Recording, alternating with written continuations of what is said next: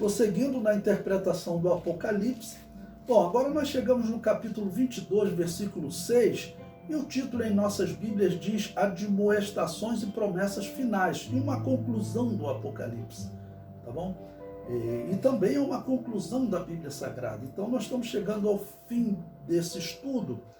Então o versículo 6, ele diz, o Deus dos santos profetas, né? E disse-me, estas palavras são fiéis e verdadeiras. O Senhor, o Deus dos santos profetas, enviou o seu anjo para mostrar aos seus servos as coisas que em breve hão de acontecer. Eu comento, alguns pergaminhos do Apocalipse trazem santos profetas, mas os pergaminhos mais antigos trazem a forma espíritos dos profetas, ou no singular, desculpa, espírito dos profetas. Tomando essa última tradução, o Deus que revelou todo o plano da salvação desde Moisés, considerando que ele tenha sido o primeiro a escrever, né, até o apóstolo João, que foi o último a escrever, confirma que as palavras são verdadeiras e foram entregues aos homens que possuíam o dom de profecia. Esse é o significado da expressão espíritos dos profetas. A todos os leitores do Apocalipse, ele, Deus, promete que voltará e que serão bem-aventurados, ou seja, verdadeiramente felizes. Esse é o significado de bem-aventurados, né? A verdadeira felicidade. Se guardarem essa profecia, eis que presto venho. Bem-aventurado aquele que guarda as palavras da profecia deste livro. Quando João recebeu essa revelação, ele estava isolado na ilha de Patmos. Tá bom? Então, é um aviso para que Jesus voltará. A mensagem final da Bíblia é a mensagem final do Apocalipse. E eu, João, sou aquele que vi e ouvi estas coisas. E havendo-as ouvido e visto, prostrei-me aos pés do anjo que mais mostrava para o adorar. Ele sabia que era um anjo, né? Bom, o seu testemunho era muito importante para a igreja, o testemunho de João. Pois além de ser a última testemunha viva dentre os 12 apóstolos, a igreja estava sofrendo uma grande perseguição. A perseguição que João foi preso foi aquela perseguição de Domiciano, tá ok? Onde ali na cidade de Roma já vão surgir os primeiros bispos apóstatas que vão adorar o demônio para não morrer. Os pastores mais fiéis estavam presos ou mortos, como João estava preso.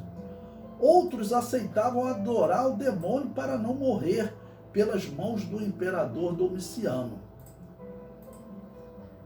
A revelação foi tão profunda e tão confortante que João cometeu o erro de adorar o anjo, deixando uma última limitação de todos os servos de Deus. Olha, existe a promessa, eu voltarei, mas veja, o homem que eu escolhi para revelar o futuro de todas as coisas, ele demonstra uma limitação aqui também, ok?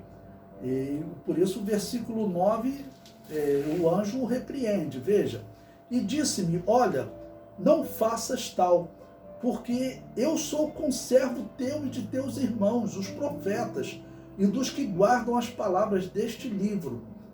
Adora a Deus.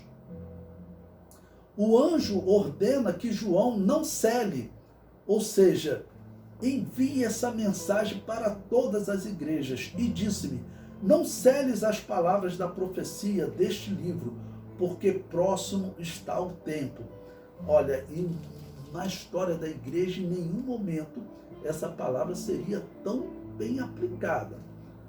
O comentário diz, o termo celes deriva do grego israrizo, e segundo o dicionário Strong, significa manter em silêncio, ou manter em segredo.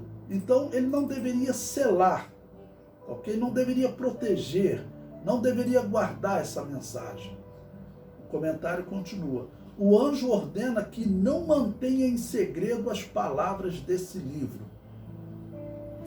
Vocês sabem que existe hoje o liberalismo teológico, né, que foi criado pelos protestantes, né, que muitos deles desconsideram até o livro de Apocalipse como inspirado por Deus. O comentário diz: ao profeta Daniel foi ordenado que ele selasse o livro da sua profecia. Por que o livro de Daniel é aconselhado, é ordenado, né, que ele cele, mas já no Apocalipse não? Tá bom? Bom, vamos ler o livro de Daniel, a ordem, né? E tu, Daniel, fecha estas palavras e sela este livro até o fim do tempo.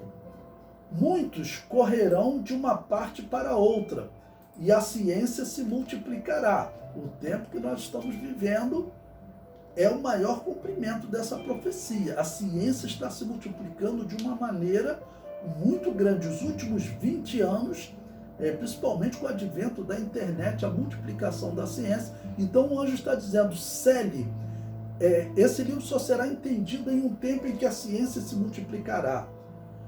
E o versículo 9, e ele disse: vai, Daniel, porque essas palavras estão fechadas e seladas até o tempo do fim. Ou seja, o livro de Daniel, que tinha como alvo principalmente os judeus, é claro, só será entendido no tempo do fim, pelos israelitas. Nós já conseguimos entender. Essa é a diferença do Apocalipse para a igreja, não precisa ser selado. A igreja já está iluminada para entender. Israel ainda não está. O comentário prossegue.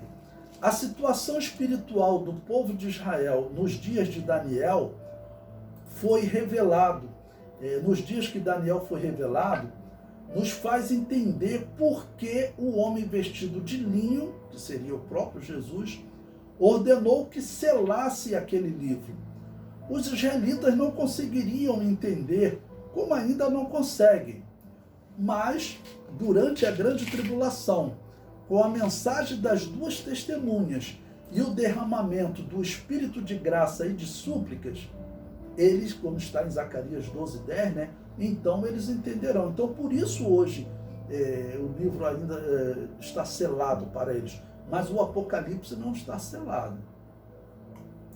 O anjo prossegue deixando um grande alerta aos que se dizem cristãos: não seguir pelo caminho entre a justiça e a injustiça, ou seja, não siga um meio termo. Ou você é sujo ou você é limpo. Apocalipse 22, versículo 11, é o versículo seguinte: quem é injusto, faça injustiça ainda, e quem está sujo, suje-se ainda. E quem é justo, faça justiça ainda, e quem é santo, seja santificado ainda. Aquele que anda no caminho da injustiça consegue ver que o seu estado é de injustiça, né? Assim como aquele que anda no caminho da justiça, mas aqueles que seguem um meio termo, dificilmente será esclarecido. Ou seja, aquele que anda no caminho da injustiça consegue ver o seu estado, tá ok? Assim como aquele que anda no caminho da justiça consegue ver o seu estado, mas aquele que segue um meio termo dificilmente será esclarecido. Ele é um porco que está na lama e acha que está limpo. É o que diz a palavra de Deus.